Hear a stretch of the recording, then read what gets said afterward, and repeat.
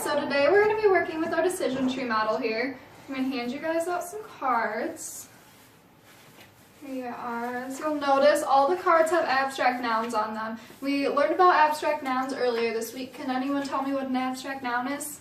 It's an idea, not an object. That's right. Katrina, do you have an example of that at all? Wisdom. Wisdom, that's a good example.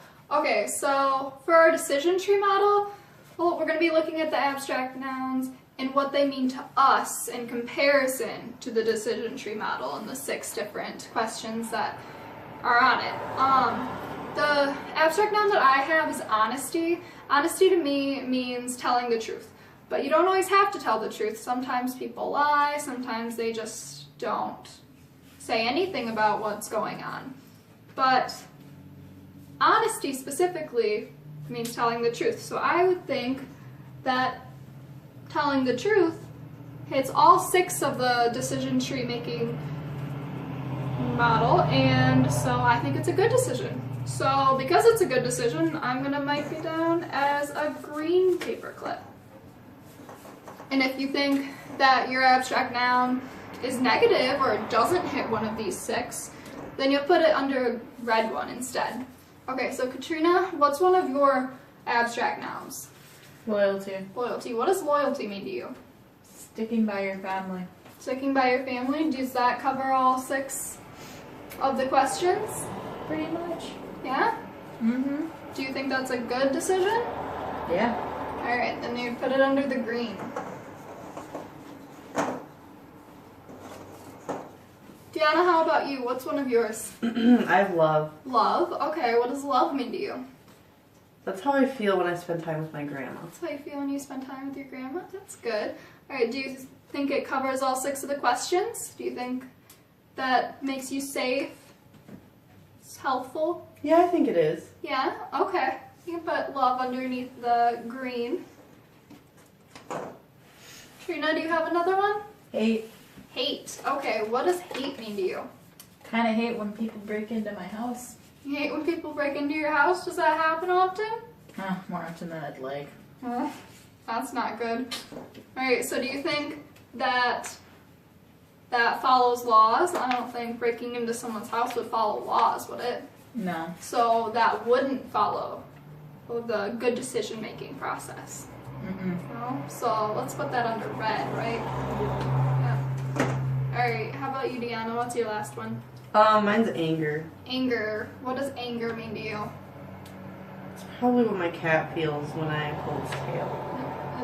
Is that safe? No. No. So it's probably under red, too. Yeah. Okay, so we can see the decision-making tree, and some are under red, some are under green. What happens if a friend of yours wants you to lie? I don't think you should. You don't think you should? What are you supposed to say if someone tells you that you should lie? I'm telling the truth. You're going to tell the truth? That's a good one. Is there any other options? Can you just tell them no? Yeah. That's a good idea. Okay, so what we're going to do now is we're going to go back to our desks and we're going to write different abstract nouns. Because earlier, do you remember when you were writing about your ideal friend? Yeah. Yep, we're going to use abstract nouns to describe those friends. Like, you want to trust your friend, right? So maybe use the word trustworthy. Or you want your friend to tell the truth, so maybe you'll use the word honesty. Just write a list of words that you think would make an ideal friend that are also abstract nouns. Does that make sense? Yep. Okay. So we're going to go back to our seats now and do that, but also let's remember that your ideal friends, do you remember them? Yeah. Yep, that you wrote about earlier. Let's try to be our abstract friends for the next week, okay? So, your ideal friend, Katrina, what was an aspect of your ideal friend? Helpful. They were helpful? Okay, so for the next week, let's try to be helpful. Deanna, do you have an example? Was your ideal friend nice? Were they friendly? Yeah, they were pretty nice.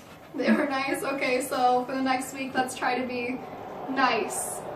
Because when we're trying to create healthy relationships, we want to be like our ideal best friend to other people so that everyone around us has ideal best friends in us. Does that make sense? Mm-hmm. Alright, so we can go back to our seats and we're going to write what our ideal best friends characteristics would be like using abstract nouns.